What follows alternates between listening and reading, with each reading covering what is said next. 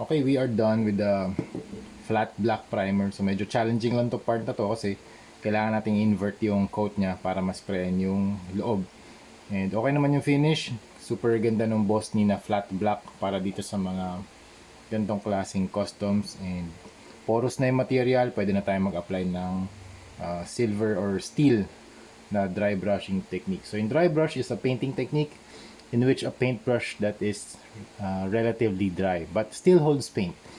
It is used to create drawing or painting. Load is applied to dry support such as paper or primed canvas. So ito yung canvas natin for today. Itong action figure na Batman. Okay? So i-demo ko sa inyo kung paano yung ano yung concept ng dry brushing. So kunwari, ito yung surface niya, di ba? Ito yung surface ng laruan. Yung ganyan. Kapag nag-apply kayo ng paint, siguro ang ilo-load nyo lang dito ay siguro mag-dip kayo ng paint. Di ba 100% yan, ilo-load nyo yung buong brush eh. Di ba ito? Yan. Ito 100% lo-load nyo yan. Pag niload nyo yan, tatanggalin nyo 80% ng brush. 80% ng paint. 85 siguro. So magiging 15% na lang. So matitira diyan 15% ng paint. So pag yung brush nakaganito, naka-angle, tapos pinahid nyo dito sa surface na to. Yan. So medyo ito may mga parts na naka-recede, malalalim, 'di ba? Malalalim 'yan. Ito yung parts na nasa ibabaw, yan yung mga nakaangat. Yan. So pag nag-apply kayo ng paint, yung dry brush, since relatively dry siya and wala siyang masyadong tubig, dito lang yung matatamaan ng pintura sa ibabaw lang. Yan lang.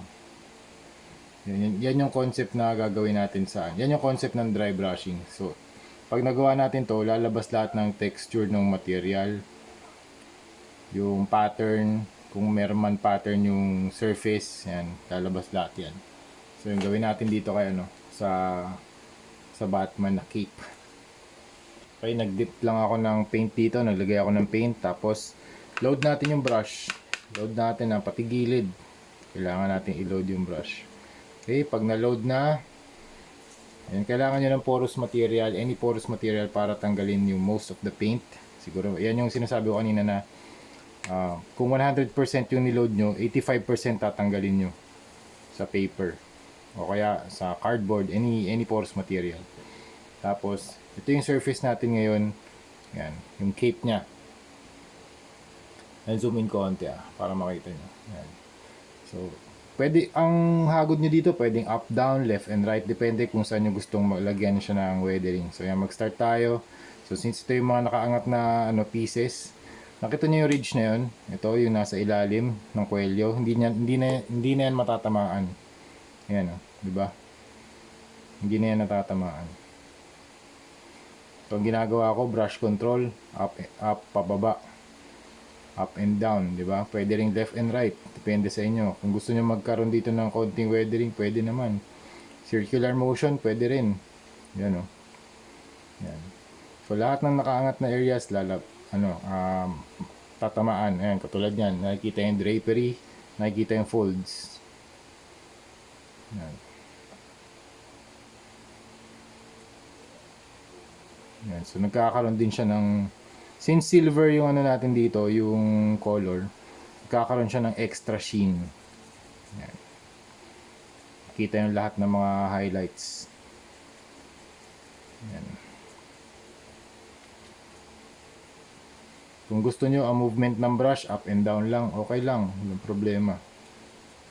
Yan. So yun yung concept ng ng dry brushing. Yung level of yung level of difficulty niya, hindi naman masyado mataas. Tsaka yung learning curve niya tingin ko mas mababa compared sa iba pang painting techniques. Yan. Ayan. Ito pa yung iba kong mga dinry brush kagabi. Ayan. So lumabas yung texture ng pants. Ayan o. So tuwan-tuwa ako sa sa proseso na to. Ito yung favorite part ko ng pagko-custom. Dry brushing talaga kasi lumalabas yung kanyang texture, yung pattern, mas nagiging realistic para sa akin. Nag-add siya ng type ng level of weathering doon sa surface. Yan. Dito din sa pouch. Ay, pouch. Tama, pouches. Yan. So, yun lang. Yun muna yung lesson natin for today. Itutuloy ko na to. Yan. Tapos, proceed na tayo sa sa ibang steps. Okay? So yan, itong video na to kakat ko para makafocus tayo dun sa dry brushing na lesson. Tapos yung video na Batman Punisher, yan tutuloy ko na. So ayan, end ko na yung video para meron tayong dry brushing na tutorial for 2024. Okay? So yun lang, thank you for watching. See you sa next video. Bye.